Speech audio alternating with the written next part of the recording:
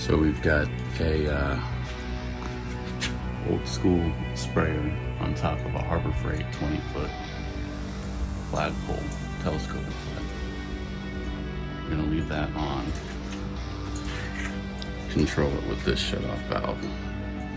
So I think I paid like 99 cents or $2 or something for the sprayer nozzle, and that brass shut-off valve was about $8, but it was only $2 more than the plastic one. So kind of like, so long as I don't lose it, I have to buy one again.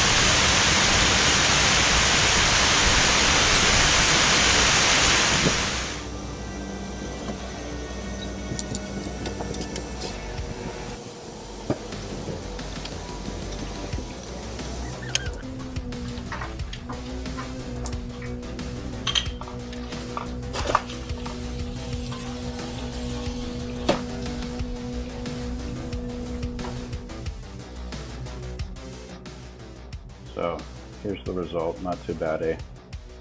You can see that I did the west side and the south side. The north side and the east side are untouched. So here's an up close comparison. Considering I invested less than $10, I am happy with the outcome.